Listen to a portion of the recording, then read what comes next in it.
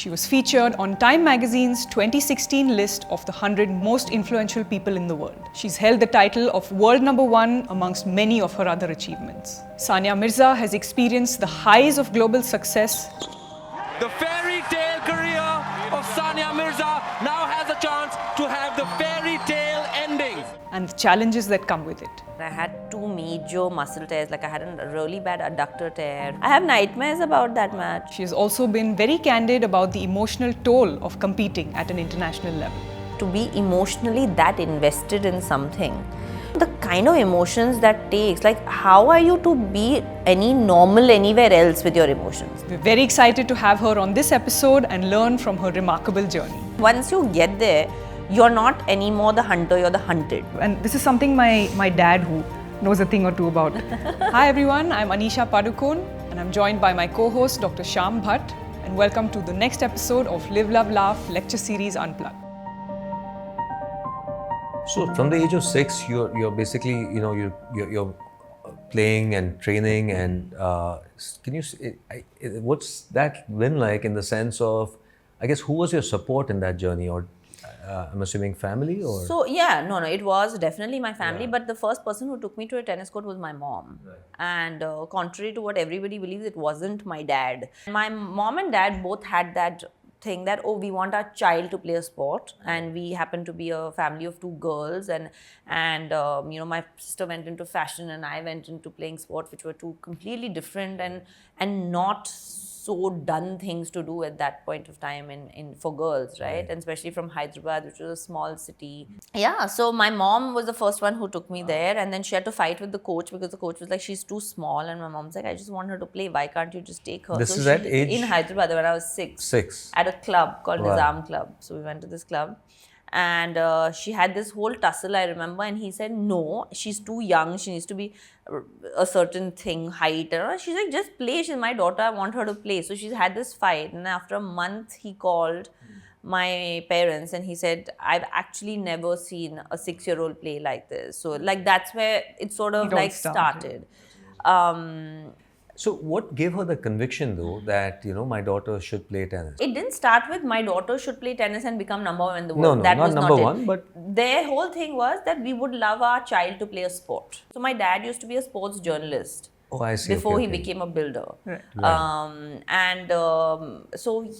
Sport was always very important to our family. It was very much part of us growing up. But why not your sister? You said one of your... No, she didn't want to play. She didn't. She tried. So you had an inherent desire also. There's somewhere they must have... I don't know if I had a desire at 6. No? I used to swim, play tennis and go roller skating. That's quite a bit at 6, no? And I was also the only child till I was almost 8. Because me and Anam have like a almost 8-year gap. So I was also like literally I was the center of attention for both of them for... We say the first child is always the project. Yeah, I was the project. I just happened to be a successful project. No, that's true. Actually, there's Alfred Adler, who was a disciple of Freud. He was one of the first to propose that depending on your birth order, you have different psychological traits. For example, the older one usually tends to be more responsible. The younger tends to, because they're off the radar, no? Sometimes they take more risks, they're playful, etc. But not necessarily, obviously. As you're saying that, I'm trying to think about our relationship. I'm going so I will beg to differ respectfully. No, but obviously this is a generalization, right? But think about it. Usually parents, the first child, they are a little more, it's new for them.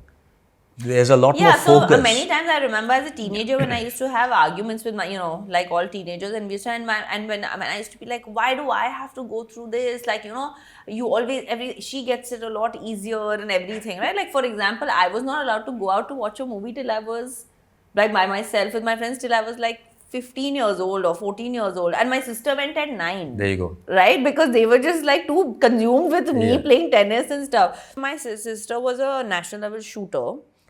Oh. Yeah. She was actually quite good. So not just fashion then, she was also... So initially she was. So she used to shoot, she played basketball for school. So she did all of that stuff. Somewhere there was maybe a comparison drawn, maybe in her head subconsciously, where she was like, no matter what I'm going to do, it's not going to, match up to this sort of thing. But truly her passion was fashion, and she's the businesswoman of the family. Like, I have no idea about business. I just know that whatever I do, I need to be a perfectionist, and if I'm not good at it, I won't do it. She loves to try new things. So both of you, in that sense, have a lot of motivation, Yeah. energy, and a desire to succeed and To do succeed. well, right? You know, and I think that so there's two ways that can go, right? Like when you have a successful parent or you have a successful sibling, and I don't know, you can tell me better about this, but when you have something like that, you can either say, great, I can always live off that in terms of I'll always be Sania Mirza's sister and I can get a lot of things done, Right. you know, a lot because or somebody's child. Or you can say, take motivation from that and say, you know what, I'm going to create my own thing. Even though I'm so proud of what my sibling is doing, I can create something out of my own and then try to succeed at that. Yeah. And that's the role that she took on. And that's what she sort of went. Do you think, in that sense, you've been a role model in some ways for her? That's what she says, but Yeah. we should ask her. No, 100%. 100%. No doubt. No, I think that you know, we were also very close. We are very, very close. Somewhere, yeah, she drew inspiration from it, and which is obviously the better way to do it. So when you were, say, 8, right? You're training. You're initially you're playing it just because you enjoy it, and Yeah. at some point you've realized that okay, I'm good at this. I probably want to make a career out of this. What was your routine like at that young age? And maybe that So, continued, you know, up until much later. so when I was 8, I used to play maybe 5 times a week. But it was not like today's structured plan and stuff, right? Because nobody really knew. When I was 12, it got a lot more serious. I started traveling a little bit more. I didn't want to play tennis because I didn't want to miss school. My headmistress at that point, she convinced me to go and play tennis. Right. So it doesn't usually happen that a headmistress says miss school and go and play tennis. So I was very lucky. And she convinced me saying that no problem, don't worry about the attendance and we'll give you extra help, we'll give you extra teachers. And that's when I actually started going and playing tennis. Because of her, I used to get special permission in the morning to miss assembly. So I used to be able to go and do fitness in the morning. I used to miss assembly, go straight to class. I used to be in school and then the last 1 hour was PE and I was doing enough of that. So I used to get permission to leave 1 hour before. So as opposed to leaving at 2, I used to leave at 1. I used to change in school and then I used to sit in the auto. My mom used to come pick me up and we used to go to Sikandrabad, which at that point was very far because there were no flyovers or anything. And then we used to go, it used to take 45 minutes to go 1 hour. And then I used to play and be there for like 4-5 hours. I used to eat in the auto. And then I played tennis. And then I used to come back, do my homework. And by 8:30, it was lights out. You were living a life, as you said, so different from every other girl. Yeah. Did you ever, at that point, do you think you ever paused and wondered, why is my life so different? What 100%. So what was your thinking there? So Like, many times. Like I would pause and wonder. And then I would be like... and what would bring you back, like saying, yeah, this is, because I loved playing. you loved playing. And I think that is what That is at the heart, right? Yeah, I think that is what today, when I'm asked the question of why is there not more people after you? Why is there no one who has come? And I honestly think that's your answer. The answer is that I think that they're playing for the wrong reasons. Right. I think that you need to really remember why you have started. You have to remember at every given point, why do you play tennis? In my case, why do you do what you do? Even though it hurts, even though you don't like losing, even though it's a pain to wake up every day at 5:30 in the morning or 6 in the morning and go and do fitness and then go to school and then come back home at 7:30 in the evening and then do homework. Why? Because you love playing the game. You don't do it because you're going to become famous. You don't do it because you're going to get money out of it. All that are just byproducts of playing and succeeding. And at anything that you succeed at, you'll get those things in different forms and different levels of it. But you have to do it because you have passion for it. And my parents never did. Because honestly, before me, even Mahesh and Leander, when they were, the Indian Express, we were not playing for the fame. We were not playing for the money. Correct. The plan was to try to be the best version of what you can be.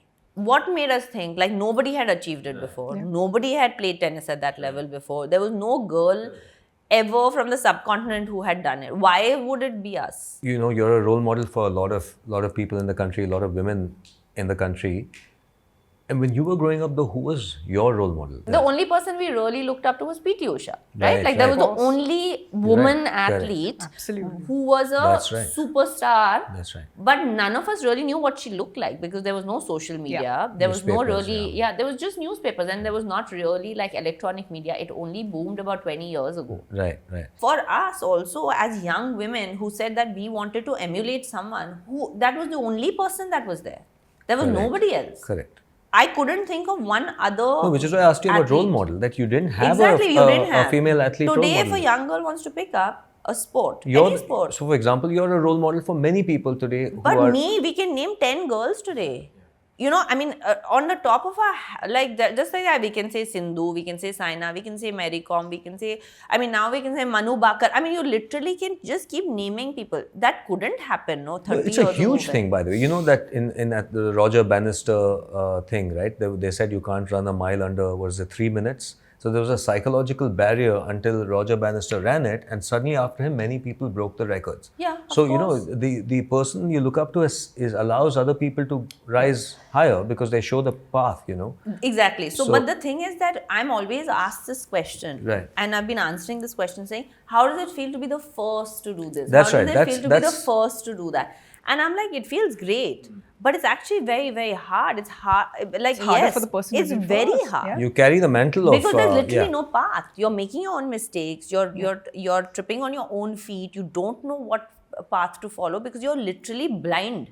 After that, 100% it's a lot easier because people are like, oh, you know, Yeah. this is what I want to do. Yeah. There was nobody I could say I want to do this. So I had to look for a role model who also at that point was very hard. You just see Steffi Graf on Yeah. television playing. It's not like you had access to. So for me, Steffi was always really someone that I wanted to emulate. I want to play a forehand like her. I wanted to like walk like her and be like her. It was an imagination that you had of her. It was almost like a fantasy where you're thinking, oh yeah, she must be like this. Oh yeah, she must be walking and she must be working 6 hours a day. So I need to do that. She must be training like this. So you're just basically, so it's a bit of a like you're shooting in the air, right?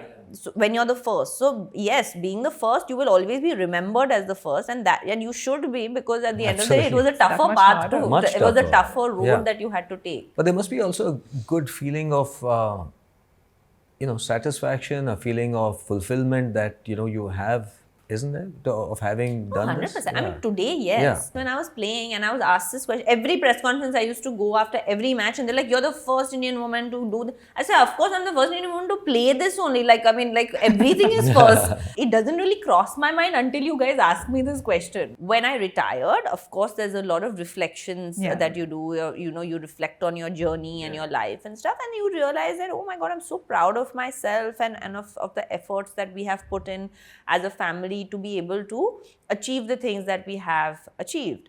And to be able to fulfill dreams that we didn't even imagine that could have been done. There's very few people who get to say that they were best in the world at what they did. The kind of things that I was able to do. And I also feel that it was such a team effort that went into it in terms of my family, in terms of my sister. Like if my sister didn't, I was also young. My mom had to travel with me. If she would have not been, okay with it, it would have become a very big issue, because how would they do it? My parents sacrificed a very young marriage of theirs as well to be able to stay separate for so long. So it's such a team effort to be able to do that. So we all take a lot of pride in what we have been able to achieve, and that's why I say we.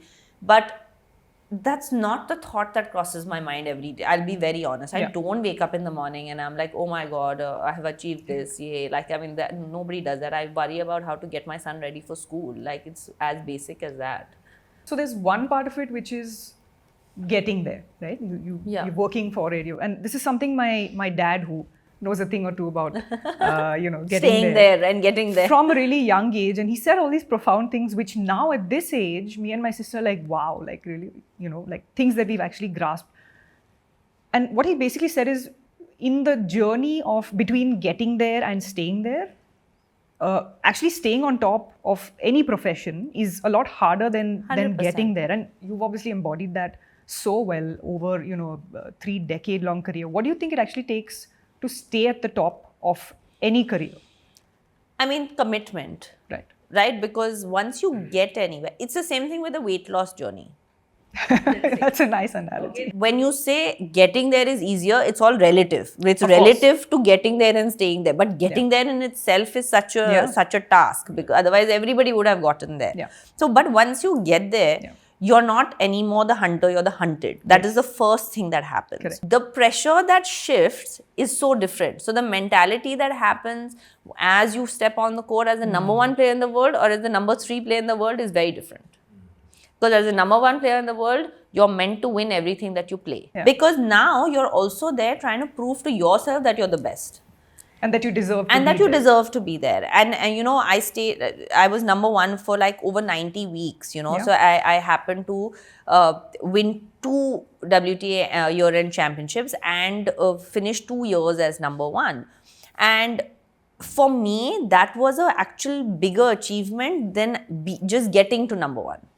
Because that showed the consistency that I was playing with, first of all, and it also showed the ability that I was playing with. Because you need to keep raising the bar, and every athlete will tell you when they are the hunted, all of a sudden all the hunters are playing better than you've ever seen them play. So it is 100% a huge mental shift that happens within yourself, but it's the job of the team to keep you real.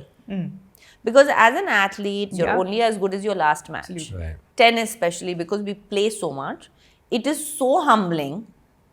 I cannot explain to you. I remember when Rohan and I lost, we lost the bronze medal match in Rio. We were on a flight the same night. We flew to Cincinnati. We played on Sunday morning. Sunday night, we were on a flight to Cincinnati. Tuesday, we were playing a match. Monday morning, we were practicing. And we had to forget all about the fact that what just happened, like the biggest heartbreak of our life happened.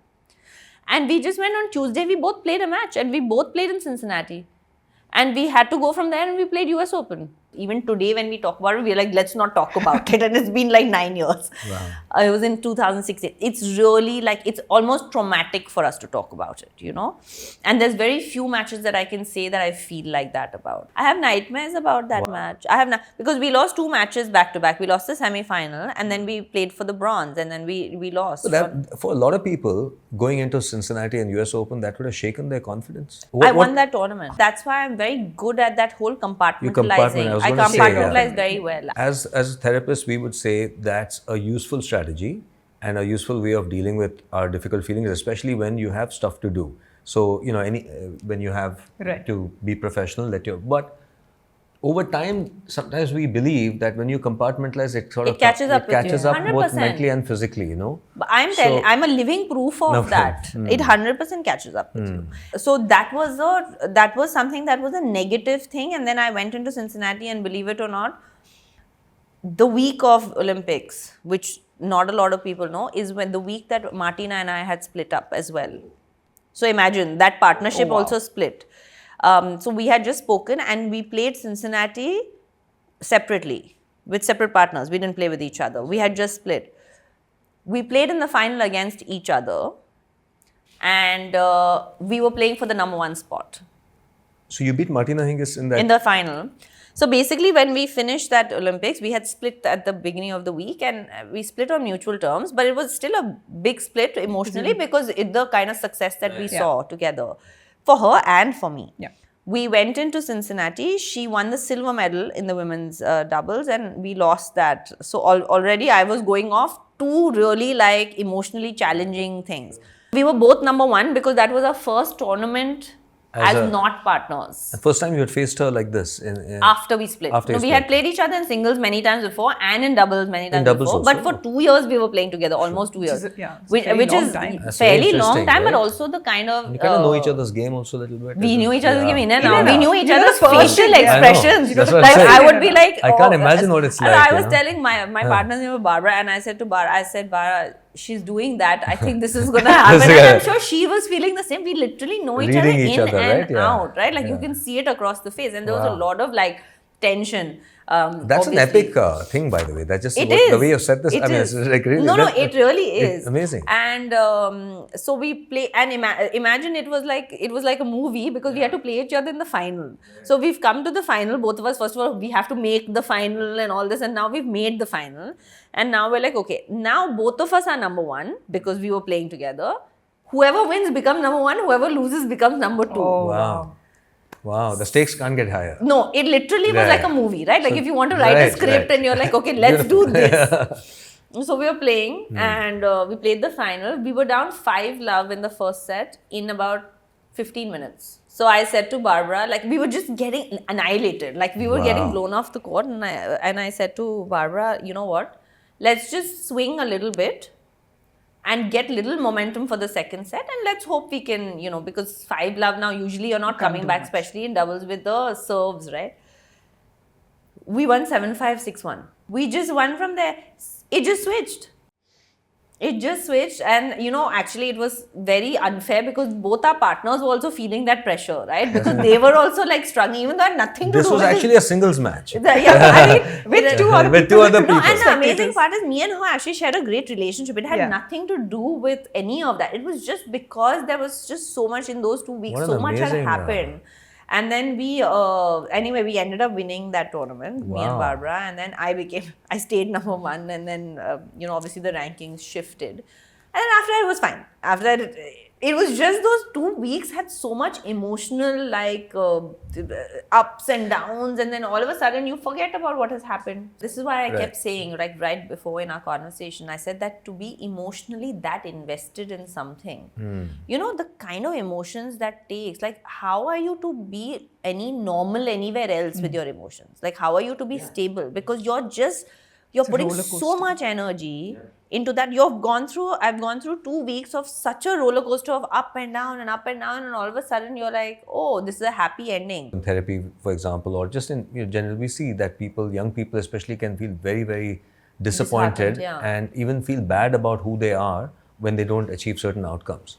So what are the lessons that you've learned you could share with? So for me, I think what was very, very important, the practicality of the way things were taken in my household. For example, if we would lose a match, it was not treated like it was the end of the world. Whether I won a match or lost a match, we had a rule that I would get an ice cream. The reason for that was that my happiness or something that was given to me or an ice cream didn't depend on the result of the match. In the long run, it just took away so much pressure off me because I didn't have to deal with the fact that what will my parents say if I lose this match? Yeah.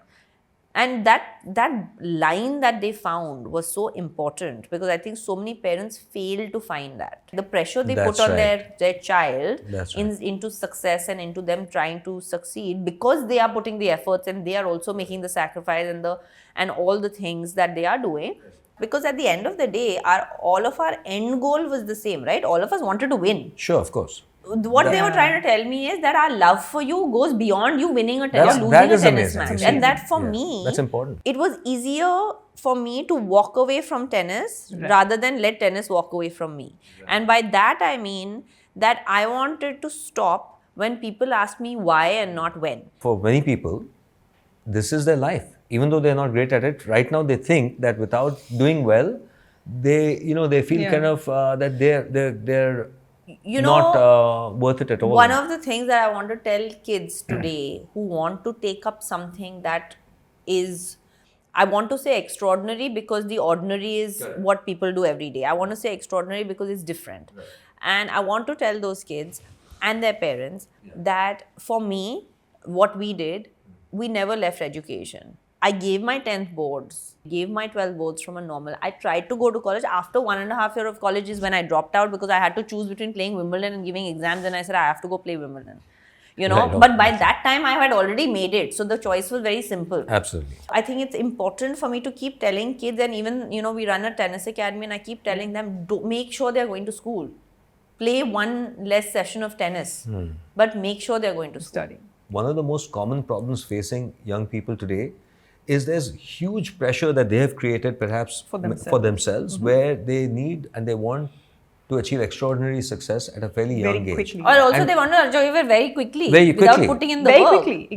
Very quickly. Yeah. And the point being that many times when they don't succeed, right, they feel like utter failures. Failures, yeah. Then they feel because I cannot get there, I cannot be XYZ, Yeah. then I'm worth nothing. It's very hard to make it at the highest levels of the game, and therefore for most people it's not going to happen. Yeah. And that's the truth of it. And No, that's the reality of that's the it. truth And you of it, should yeah. be very aware of that. Yeah. But having said that, the probability of it has gone up from 30 years ago to today. More opportunity, better infrastructure. Better infrastructure, Yeah, exactly. better infrastructure, better Lot more, knowledge of the game. More people want to help.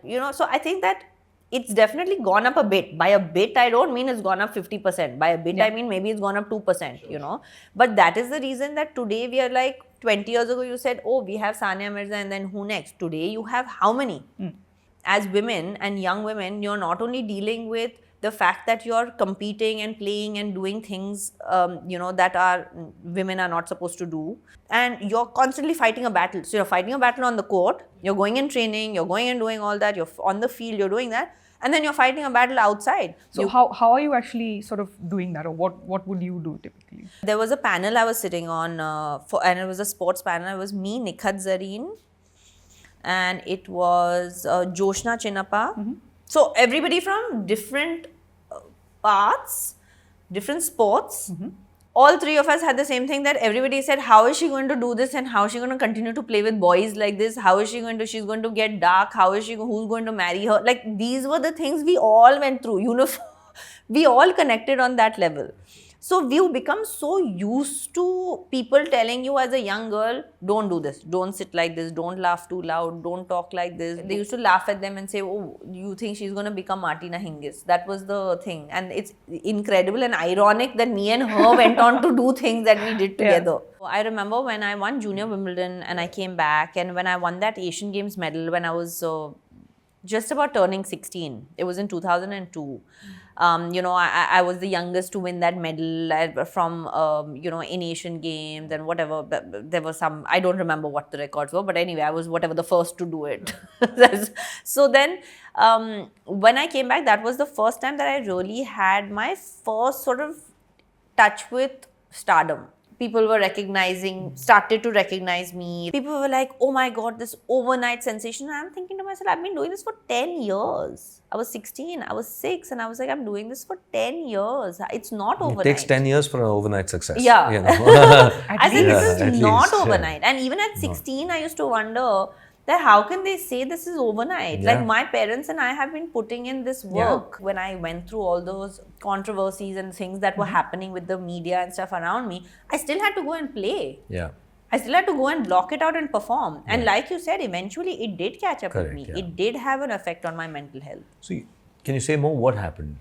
So 2008, I hurt my wrist really badly. I was struggling with it, and then basically, I had to pull out of the Olympics, and that was my first Olympics. So for me, it was a huge thing because I didn't know. I didn't know I was going to play 3 more Olympics after that, right? But at that moment, you feel like, oh my God, my life is over. I was unable to comb my hair. Like, my wrist was so bad. Like, I had lost complete movement, and I had already had surgery. So I didn't know what was wrong. Nobody was able to fix it. So we were like, oh, my tennis career is over. Like, it had reached that stage. So that whole 2008 to 2010, those 2 years was so hard because I just didn't know what was happening, and it was pain to like exist. For the first time ever, I started feeling I'm letting my parents down, because I was like, oh, we've gotten this far and I'm not able to sustain it, and I'm not able to do this. And because you take responsibility, and I am as a person, I'm an over empath. So that was actually so detrimental. So even though everybody else was happy around me, I was not happy, because I was not able to give that same kind of love and empathy to just my own being. In my work, when I see that if someone does this, which is that you're a giver, you're an empath, but then what you end up feeling is fatigue, depletion, exhaustion, and physical pain often when we do this. That was probably my first time that I dealt with I didn't know it was depression or whatever it was called. What were you feeling? No, I was just feeling, I didn't come out of my room I didn't come out of my room because I didn't have anywhere to go. My wrist was hurting. I didn't come out of my room. I came back from the Olympics, and For a month and a half, I was just in my room. I used to eat in my room. I didn't want to meet anybody. I barely met my parents. Like, it was awful. And this went on for a few weeks? It went on for a few months. I see.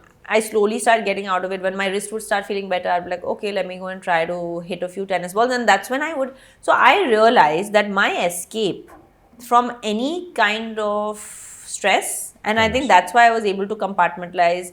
Even if I had a fight with somebody, a close person, I would go on the tennis court and I would feel better. And I think my escape was because I was truly happy when I was playing tennis. This I've heard many Yeah. times in world champions. Okay, that everything makes sense in the court, or where their place of excellence is, in the sense, all the noise, the chaos, the pain of the rest of it actually I would is, not even think about it. Yeah, it's That's gone the when you're- amazing part about it. And I used to think like, am I some kind of sociopath? Like, why am I not able to feel? Is that because of comfort or? No, it's an interesting dynamic, right? I actually see this a lot in people who have achieved great success, where whatever difficulties you are going through in life, emotional and otherwise, becomes transmuted, so to speak, into channeled into something like, for example, the art that you're doing, the sport, the art, and so on and so forth. And so I see this a lot, because what we struggle with is a sense of chaos, uncertainty, confusion, etc. But where you have achieved mastery, all that is gone. You're here, you're now, and there's a sense of coming home almost. Actually, that fuels a lot of people. And in fact, there's a lot of psychological theories about how pain, even sense of inferiority, insecurity, these things can actually drive people to great, tremendous success. But what often happens, and in my work I see that, is this, for many people, that along the journey you start examining the motivations. What people don't realize, especially when it comes to athletes, is because they see them for those 3 hours on the court or on the field, like performing at their best, and they are so engrossed in what they are doing. You almost forget that they are actual human beings also. They have no clue what has happened the other 21 hours of my day. Life is still going on. Fights with parents are happening. You're growing up. Breakups are happening. You're falling in love. You're getting out. There's so many things that are happening on the side, because life has to go on. You are not going to stop your life for 35 years. You're not going to just sit there and just hit tennis balls, or just hit cricket balls, or just go and box. You are still going to live your life. Because the minute when they see an athlete out for dinner, they'll be like, oh, she's distracted. She's going for dinner. She's how is she going to focus on playing? And that happened with me a lot. We are getting married, we're having children, we're moving houses, we're doing all of that whilst traveling 30 weeks a year and still trying to perform. For a great many people, when you think about what it means to be professional means your emotions which are not relevant to the work is kept out of the workplace. Yeah. That's what we mean when someone is a professional. The inherent definition of being professional not is easy to do at all. Not easy. And emotional labor, which is what psychologists call it, is one of the biggest things that people have to do in corporate life. Nobody cares about whether that person has had a difficult day at home or they've got health issues. They have to show up at work and they have to perform well. And I think, so in that sense, there are lessons to be learned from how you operate at these levels, having to manage feelings, and what are the best ways to handle feelings, and what are some of the strategies that we can learn from your life. No, I think that also, just to add to that, I think that even though you're compartmentalizing, even though you're doing all of that, and I'm telling you that I have been able to do that, where I've gone through some of the lowest moments of my personal life and still come out and play tennis. Because that has made me feel fine. Correct. Even if it's like almost like a drug. Like for those 4 hours, you just forget what's happening and you're just over there and you're doing and you're in that zone. To add to that, I would not recommend that you keep doing that Correct. without addressing it. I totally endorse that. I agree 100%. I can't agree with you. Cannot agree anymore. Because I did it. And I can tell you that a lot of things that I felt, and 2008 was one bout of what I was feeling that way. Then I felt like that again after a few years. I felt like that recently over the last couple of years for multiple and different reasons. Because like I said, life keeps going on. You still need to go on and Correct. you still need to live your life. I don't endorse that you keep doing that without addressing the fact that you're doing it. The reason that I'm saying that and I'm suggesting to everybody that don't do that is because eventually it catches up with you It physically. will catch up with 100%. 100%. Because it happened to me. I was physically sick for about 3 months. And there was nothing wrong with me. I'm doing blood works. I'm doing everything. One day I'm losing my voice. All of a sudden they're like, oh, it's laryngitis. Then the second day I'm calling them, they're like, oh no, it's actually acid mind-body reflux. connection. Yeah. the mind Then they're body. like, so there's actually nothing wrong. From a psychiatric psychological perspective, compartmentalization means that we are now removing it from our immediate focus and bringing our attention to something else. And as a coping mechanism for that time, that's fine. But what one needs to do is to process it, Eventually, to actually sit with it and say what's going on. Because if we don't, that we call that suppression or repression, it then results in anxiety, a greater sense of emptiness sometimes, a feeling of disconnection with ourselves. Now, a lot of times when people under stress, anxiety, compartment, all this pushing away, it causes actual changes in the body because of the way the brain is now shifted in response to that stress. Fear can cause tightening of your abdominal muscles, your back muscles. You can have slip disc because of that. So where are you at now with, you've had that journey, mental health and otherwise? And No, I think post-career? I'm better. I mean, I'm physically, I feel, touch wood, I feel fine. And it's been like that for some time now. I think that the mental journey is really a journey. And I think that I'm definitely better than I was a couple of years ago. But I have other issues that because that's life, and you deal with that, and you go through that. So your points of talking and your points of anxiousness and your points of what gives you that anxiety or that stuff changes. And I have become a little bit more of an anxious person, I think, than I was, because if I was anxious when I was playing, I would not have been able to play, because I was actually great under pressure. That was one of my strengths. And I feel that I've become worse. That's because, again, this is a world which has certain rules and a certain area of mastery. And so anxiety for you in the court would be, it's a different kind of stress. Anxiety, the kind of anxiety in life is because of the sort of uncertainty, ambiguity of life. So I do have fear of uncertainty. Yeah, I'm sure. That's what I'm not because surprised. All my life, right. everything was certain. That's right. Right from I your knew routine exactly to this January, I knew exactly where I'll be in October. I was like, in October 12th, I'll be in Beijing playing a tennis tournament. I knew it. But that's going to be a challenge, you see, because all It your is, life it there's is. a degree of control and certainty and mastery for you, and then there's the rest of it, which is a little more, uncertain, ambiguous, and not so rule based. We are all trying to work on ourselves to try and better ourselves and be the Absolutely. best version of ourselves, whatever. And even if not for myself, I want to do it for my son, because I feel that he deserves to have someone that doesn't get anxious for every small thing, right? Like, and I don't know if becoming a mother also has made me more anxious. Like, Possibly. I think Of course, there could be of a course, relation it to that. happens, So I don't know, but yeah. But as you said, it's a journey, and you've achieved so much, and you've learned so much about yourself and about life in the process. And I think some of these learnings have been very useful. I think for a lot of people to hear. Yeah.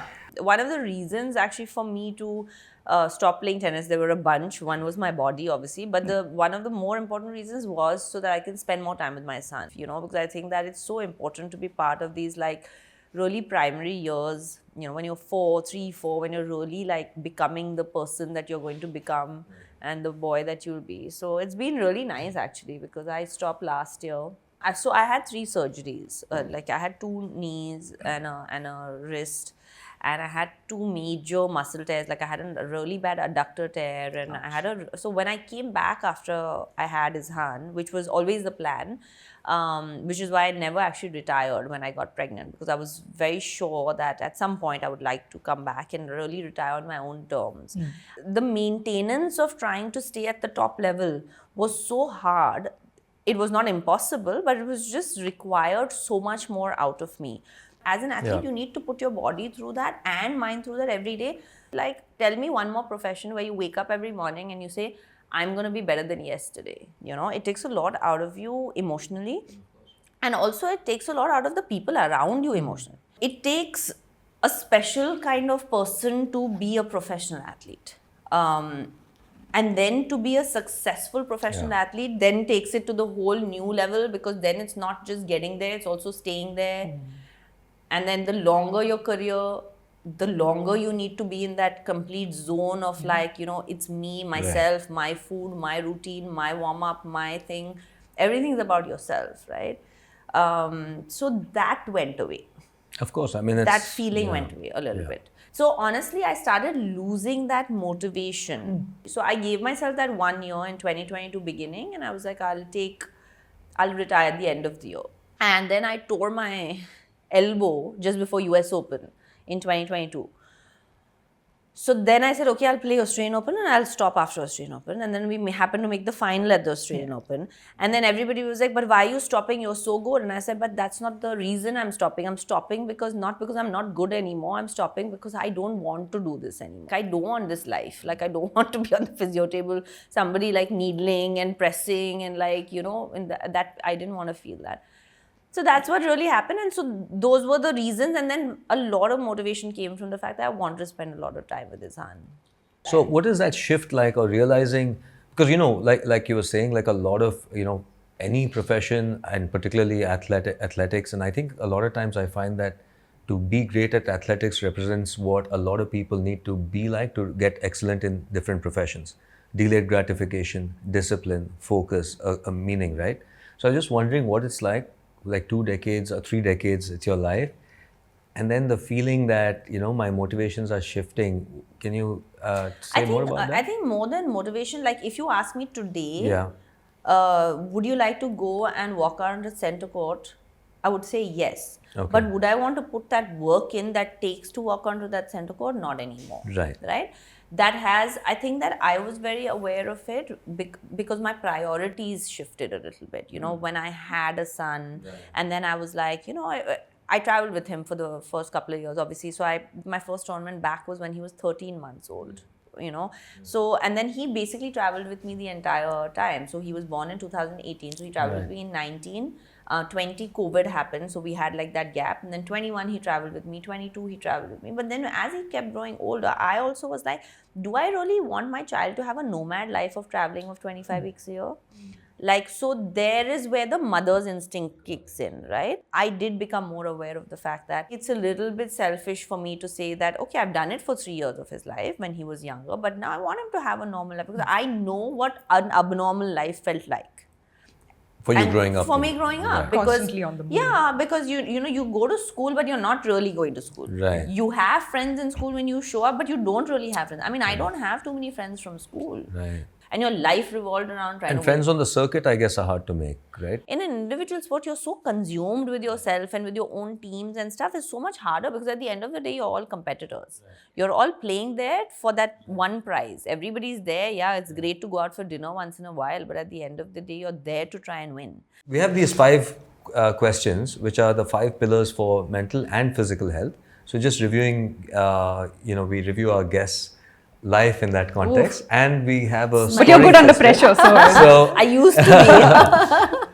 So the first question is sleep. I don't sleep more than 4-5 hours a day, which is weird because my sleep used to be one of the most important things in my recovery when I was playing. But over the last few years, it's become really, really bad. So I do, take like help for sleep. But it's something that you see as important to sleep. Because I feel so much better when I sleep. The nights that I sleep for 7 hours, I feel great the next day. Right. Okay. Well, I think real credit to you because you recognize the importance of sleep and you're working on it. And that's really important because we know that sleep is, of course, one of the fundamental pillars for mental and physical health. Yeah. Exercise? Yeah, that is obviously very important. Yeah. What do you tennis or? No, actually, I go to the gym and I think that's been one of that's my getaway. Release. My escape and my release from a lot of things because those 2 hours I feel great. Those 2-3 hours that I'm in the gym or working out. Nutrition is also an important pillar for mental and physical health. Yeah. What's it like? So I've started this diet where I have certain amount of protein a day, certain amount of thing. So it's all monitored, very monitored. So I'm carrying like a scale and like stuff like that. For me, nutrition, I feel like as I'm getting older, it's getting more important because it's getting harder to stay fitter. Because of the metabolism and so much more. And I think stress also makes you makes a difference. But I feel like this is working and I feel a lot more energy. No, that's really good that you're working on all these components because, for example, we know that there's a relationship between sleep and weight also, sleep and metabolism. So, as you work on all these factors, they're synergistic. Yeah. The sleep will improve, the nutrition will So I'm passing right now your review, right? You're Okay. doing well. But two more questions. How's your, so you spend time cultivating, say, friendships, or you said you have a few old friends and you do stay in touch? Yeah. I feel very connected Right. but only with that set of people. Right. Research tells us that having these connections, which are where you can be authentic and genuine and open, is a big part of health, mental and physical. So that's great. Final point is meditation. Do you do any meditation? So amazingly enough, about 2-3 months ago, I started doing like those 10-minute meditation things. Nice, yeah. I'm a bit too fidgety for meditation because my mind is like always racing, but I have started doing it. And so before I sleep, not every night, but some nights, You do? I do put it on and I just like listen to something and I basically... You know what I would recommend as a first meditation for you would be a simple body scan, or yoga nidra it's called, which is really just noticing sensations in the body, grounding yourself on the body. If you do that every night before you sleep, you'll find that you'll go to sleep easier, better, and get deeper sleep. Yeah. And the way, it's so important and it's a useful technique because our mind is everywhere. But our body is always in this moment. Our body can't be anywhere else. Yeah. So when you bring your mind to your body, it sort of soothes the brain, everything, soothes everything. It's like coming home to yourself. Yeah. So I will submit to the judge for scoring now. Always throws me under the bus when you ask the questions. Then Well, I'm good. I think I would give Sania a solid 9. Right, out of 10. Out of 10, Out right? of 10. Okay. Uh, Out of 100. yeah, I was going to say out of 100. He's a 90 plus student. I can see your not happy. nerdy side coming out there. You're like, why did I lose that 1 mark? I'm sure you're asking, right? I think for the sleep at this point, I mean, although I gave you points for actually bringing it to your awareness.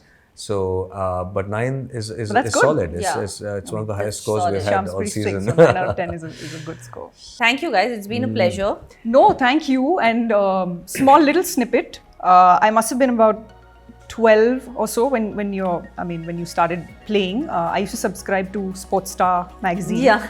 I had a picture taken out of the magazine, which I got laminated, stuck into my cupboard, and every morning I'd open it and be like, So I think that's just a sort of a way to, I'm sure you've heard this from many people, but I'm not the only one, and I know you know Thank that. you. Your journey, not just on court, but everything you've had to deal with, faced, the way you faced it, the way you've carried yourself, all of that is still, and it's not just with your tennis, still a big inspiration for all of us. So thank you so much for taking the time and sort of being here with us today. Thank you. Thank you so much, Sania. And it's really been, I think, very inspirational also, your life, your journey, and how you've managed so many aspects, and the awareness and growth in your journey and your story is really remarkable. And I know a lot of people watching, young people, I think boys and girls, are looking up to you as a role model, not just I think for sports success, but also what we've talked about today, which is how do you navigate this emotional journey.